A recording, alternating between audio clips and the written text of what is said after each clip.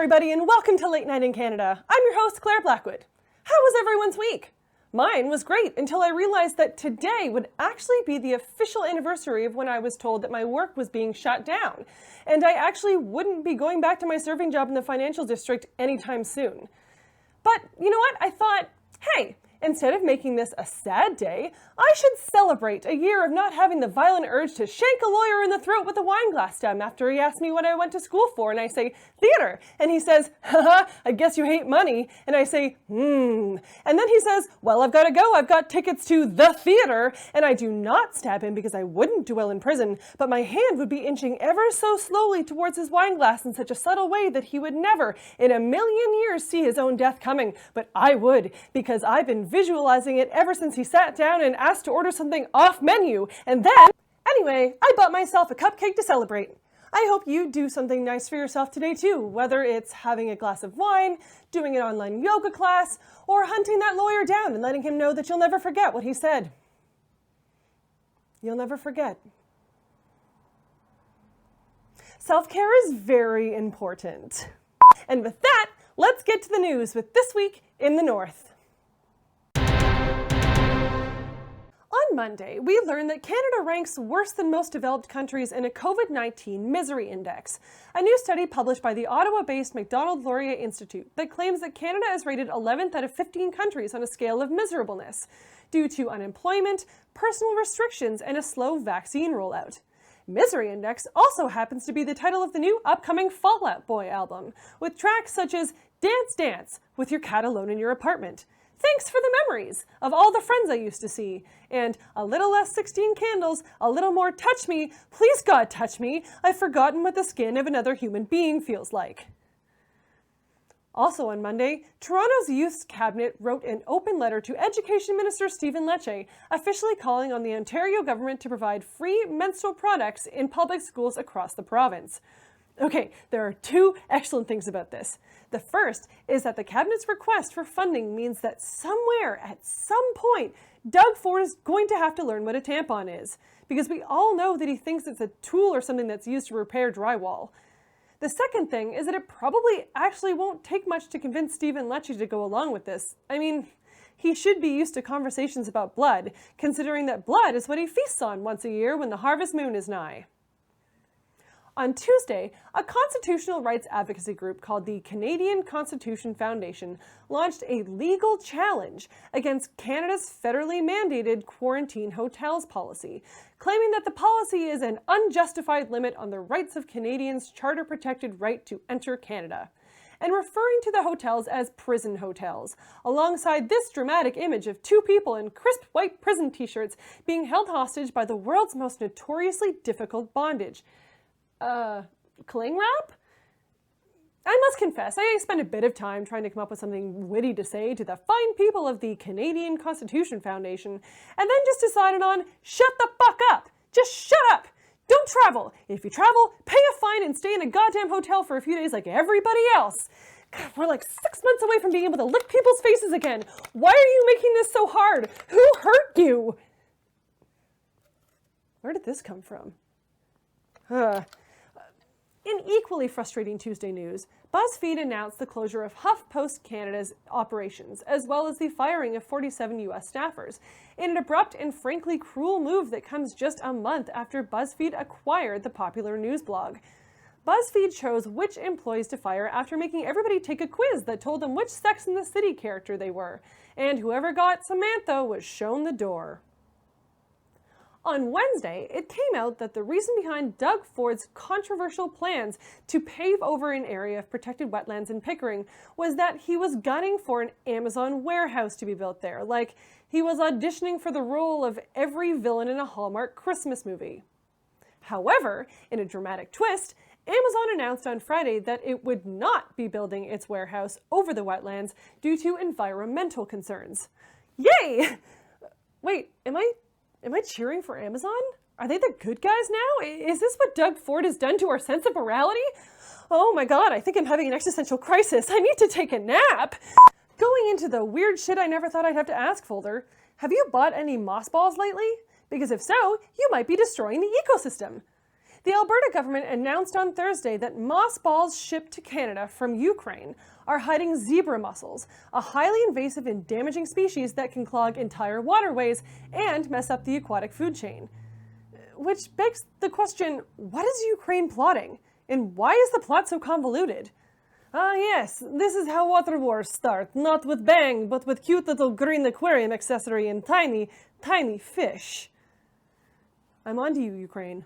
Onto you like dialect coaches are onto my clear lack of research into your accent.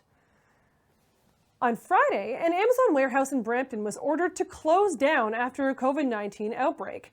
Almost 250 cases had been detected there in the last few weeks. Whew, okay, Amazon's the bad guy again. I was getting worried for a second there.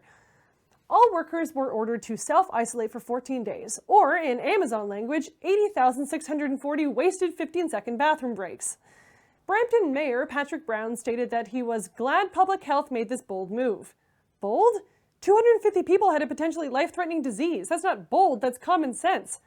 I bet Patrick Brown watches zombie movies and whenever a character closes the door to keep out the undead masses, he whispers, "Bold move."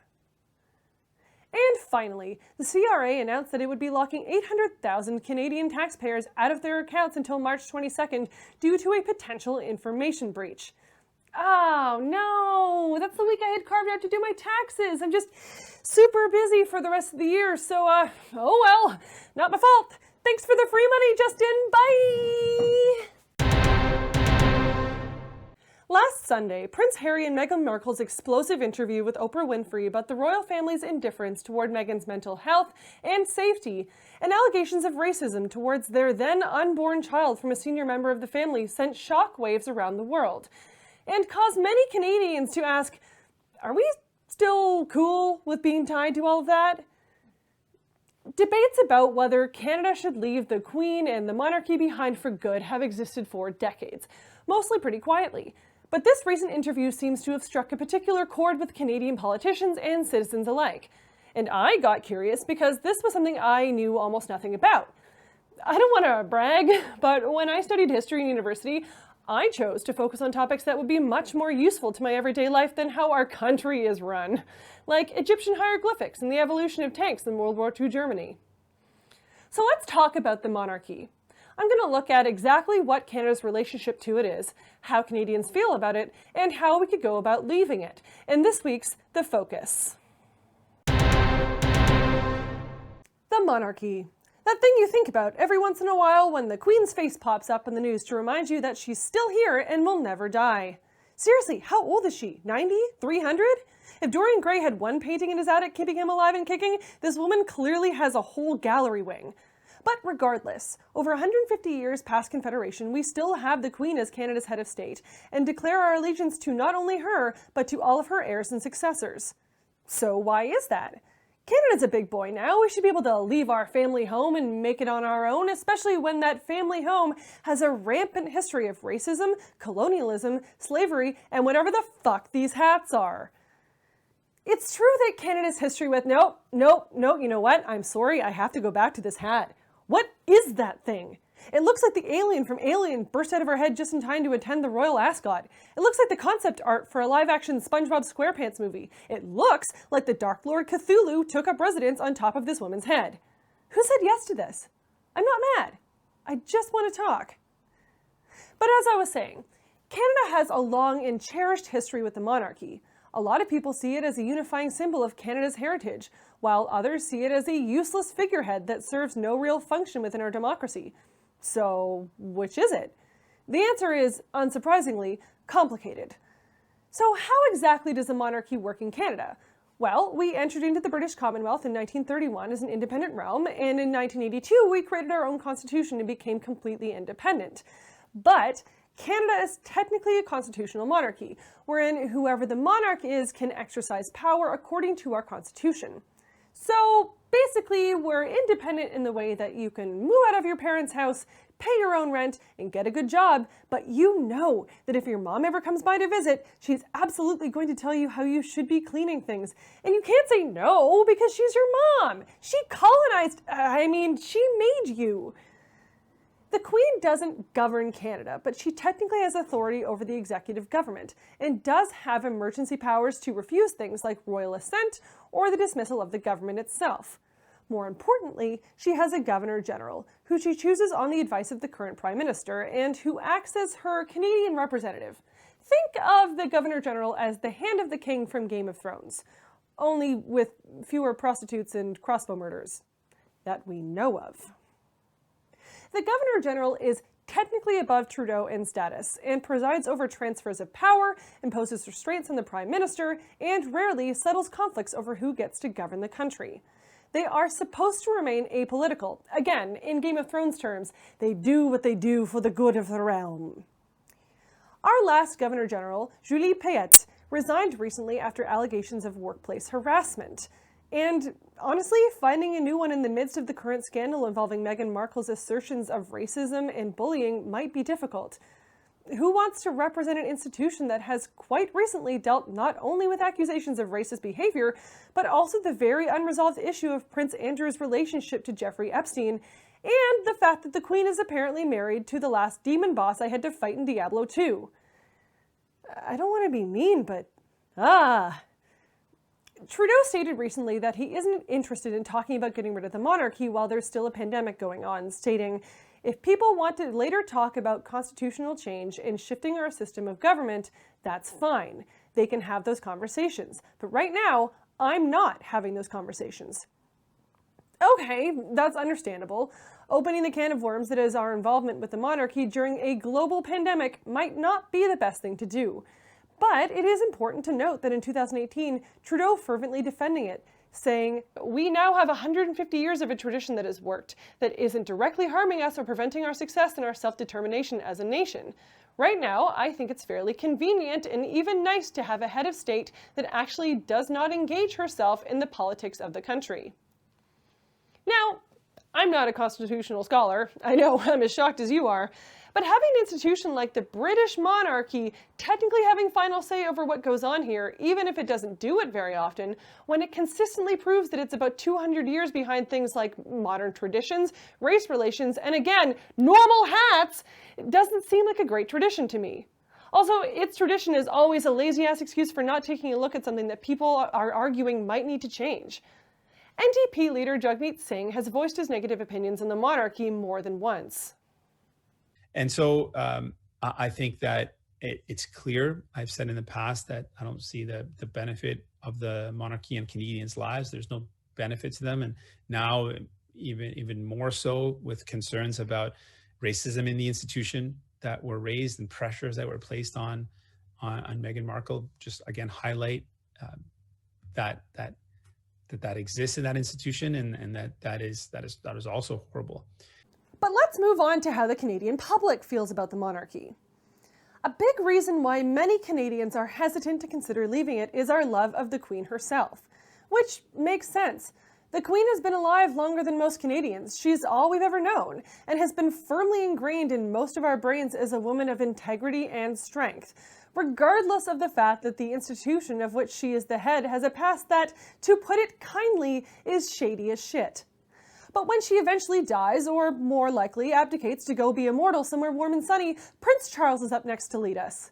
Quick, give me 3 facts about Prince Charles, other than the fact that he looks like your uncle, who just got caught spiking the punch at the Christmas family reunion dinner. Nothing? Exactly. We don't know him, which is probably why a recent Ipsos poll stated that while Canadians want to hang on as long as the Queen does, they're a bit more hesitant about what comes after. An Ipsos poll conducted for Global News finds around 81% of Canadians agree the Queen has done a good job as monarch.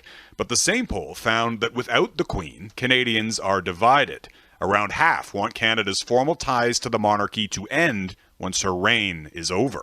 When people think about what's going to happen after she's gone, we're going to have a national debate in this country because there is a divided opinion. A survey by Research Co. claims that 45% of Canadians say that they would prefer to have an elected head of state. And 6 in 10 Canadians agree that the Queen and her family shouldn't have any formal role in Canadian society. Many view the monarchy as antiquated and a reminder of the days where the British Empire basically went around saying, "That's a nice country you've got there. It would be a shame if someone stole it from you and murdered a lot of your people in the process. Whoops, we did it again." Harry and Meghan's interview seems to have really sparked a conversation about how we are ruled by people who are mired in both the past and a desperate need to stay relevant through tabloid exposure. But that conversation is just that, a conversation, unless the job could actually feasibly get done. We know it technically can. Barbados announced that the country intends to remove Queen Elizabeth as its head of state and become a republic by November 2021, with the government stating, "The time has come to fully leave our colonial past behind." But they had much fewer hoops to jump through to make that decision than we would. So, let's say that Justin Trudeau wakes up after the pandemic is over and decides to break up with the monarchy for good, despite the fact that he couldn't even handle a little electoral reform. What would have to happen? The answer is a lot. Our relationship with the monarchy is deeply written into the Constitution itself. According to the Constitution Act, getting rid of the royal office would require Parliament, the House of Commons, the Senate, and all 10 provinces and the territories to unanimously agree to change the Constitution. Do you know how insane that would be? We can't even agree on whether all the provinces should still be here. And you just know that someone like Jason Kenney would be a little shit about it and say something like, "Sure, Alberta will agree to this, as long as we change the national animal to this sentient oil drum named Barry Bitumen. Make your choice." And if, by some miracle, we did get all the assent necessary, we would then have to decide what we want to put in its place. We could choose to crown a Canadian as our new king or queen of Canada, but who would choose them? Would they be elected? Would the Prime Minister just become the head of state? Would the federal government decide that? And how? And what kinds of powers would they have? And, most importantly, would they wear an adorable little crown adorned with a tiny golden Barry Bitumen on the front? The second option is Canada becomes a republic, like the US, which, in terms of the powers of its president, has huge potential for its own problems, as we have seen. This option would also not be taken well by the federal government because it would probably involve making huge concessions to Indigenous populations, and God knows our government hates doing that. You see, historic treaties with Indigenous peoples, over 70 alone between 1701 and 1923, were made with the Crown, not the Government of Canada. Getting rid of the Crown could mean the reopening of all of those negotiations and treaties with whoever the new government decides is its leader.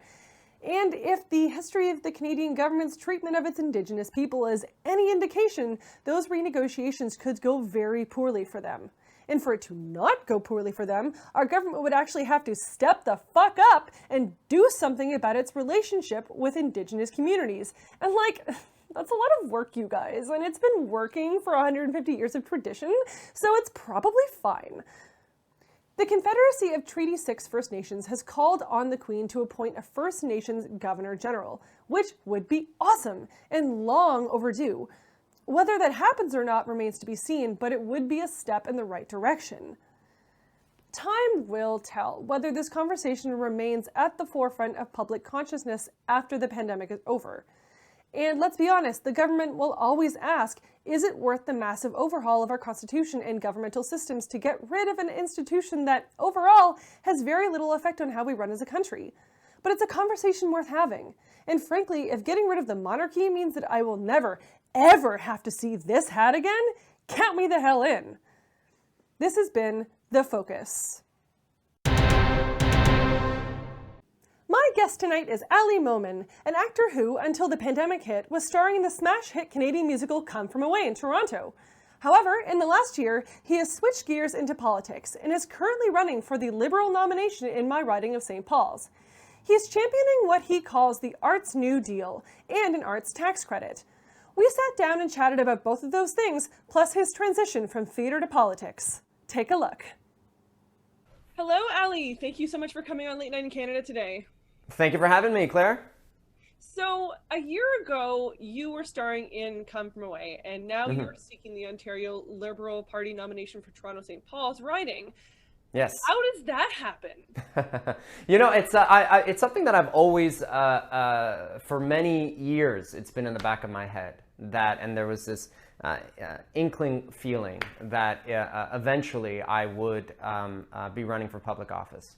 It was just like a drive inside me, like a kinetic thing. And interestingly, you know, in January, even before the pandemic, I had a conversation with our resident director, and it was a private conversation saying that I don't know if this is my path. And I think that really what's happening inside me is that I really feel like, you know, it's time to start giving to the community, and it's time to start giving to, you know, this province and this city in a way that I haven't been. So, but then the pandemic happened, and that, whatever that desire was.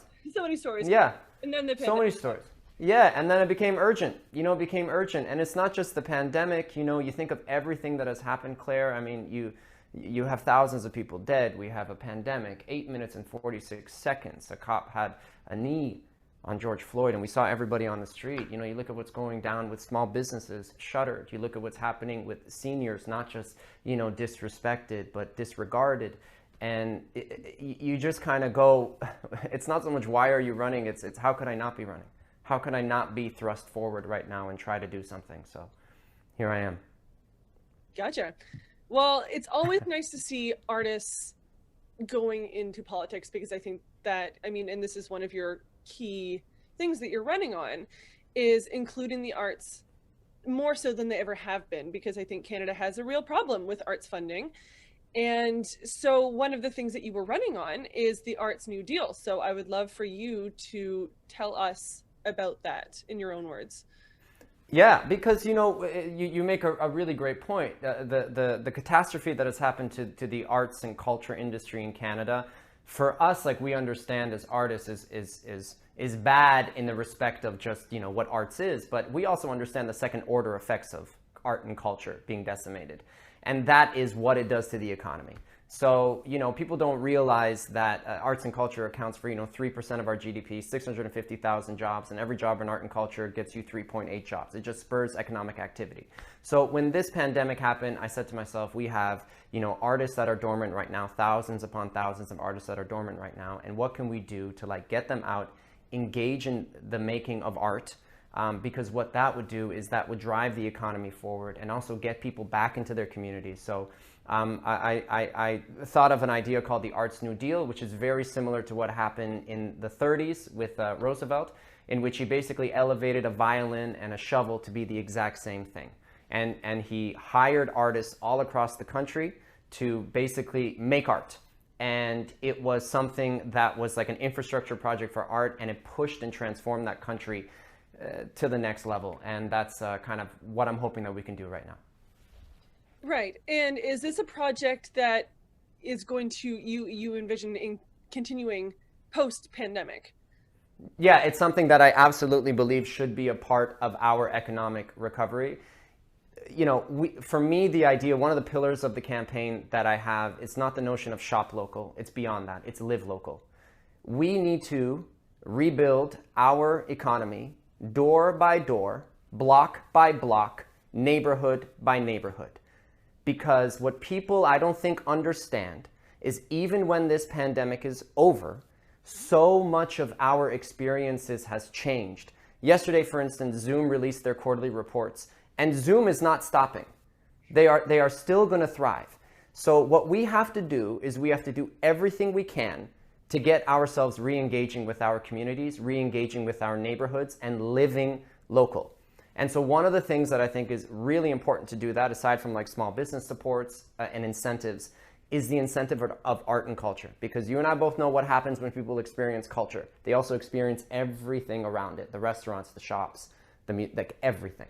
So how do we get that going? And one of the other things that we're thinking about is not just support for artists, not just support for arts organizations, but the other thing we're thinking about is what happens if we actually gave an arts and culture tax credit to the population? You know, meaning that everybody in Ontario can have a tax deductible amount that they could spend on the consumption of arts and culture. So it's not just art that is made, but it's art that is also touched, because that's a very important aspect. So much of art, you know, people don't go see it.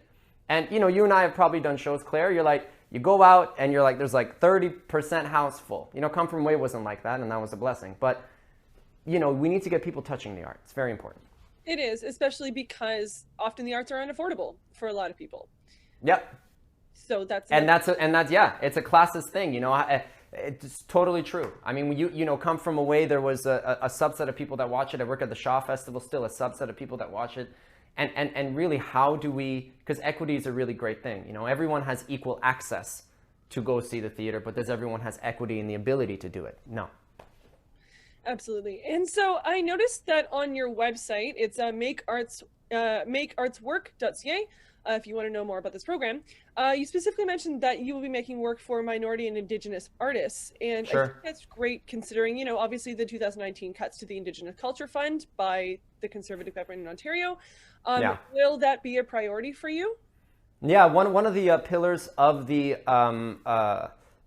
WPA, the Works Progress Administration of Roosevelt, was that it targeted racialized and marginalized communities. And on top of that, it also went through something called the rural electrification.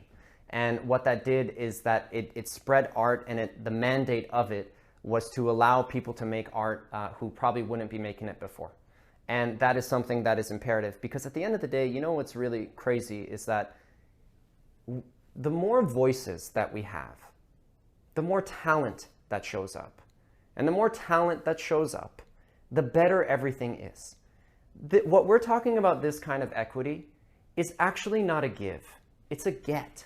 It's this incredible thing, you know? And this is something that applies not just to the arts, but it applies even to the economy. So for instance, like if women were to contribute as equally as men in the labor market, it's $100 billion extra a year in our government, in our economy.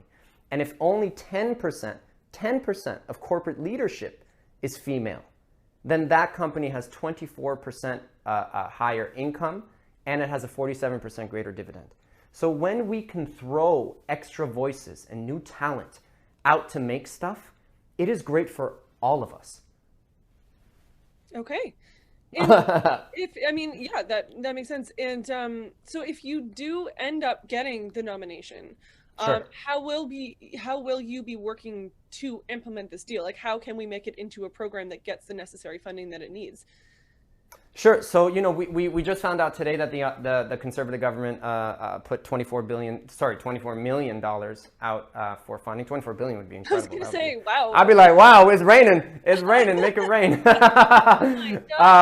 Yeah. And then 100 some odd million from the federal government. You know, I am a type of, because we come from the same world, in that we believe that the best idea wins regardless of the party and regardless of who it comes from. And so I will do everything that it takes to make this happen, whether it's, you know, reaching across the aisle, working with whomever I can to make this work. So for me, the big one is increasing funding to the Ontario Arts Council. That's going to be a big push that I will make. The other thing that I want to do is the Arts and Culture Tax Credit, very important thing that I want to do. And specifically programs for racialized and minority communities and marginalized communities. Very, very important. And the other final thing, Claire, I want people to touch the art that is made. It is very important that if we are funding the art, that we also have ways to make sure that everybody gets to see it. Everybody gets to touch it. And it's not just something that is, you know, accessible to the richest of us. Right. So in putting it in layman's terms, like, are we talking cheaper theater tickets? Are we talking like that kind of thing?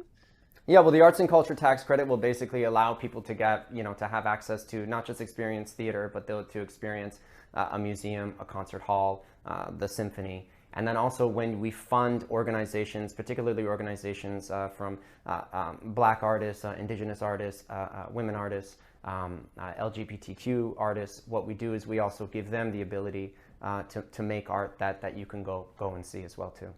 Yeah.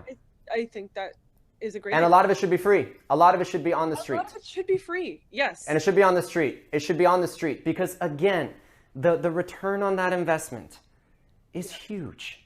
You just also, you know this, there's a community, right? There's a neighborhood, and all of a sudden the artists show up to the neighborhood. And all of a sudden, what happens to that neighborhood? It all of a sudden becomes like somewhere where people want to go. And all of a sudden the economy starts to spark and it starts to spur. And I think the one thing I'll say to my fellow artists, we have to start being able to talk like that to people. And we have to stop thinking that what we're doing is merely an act of altruism.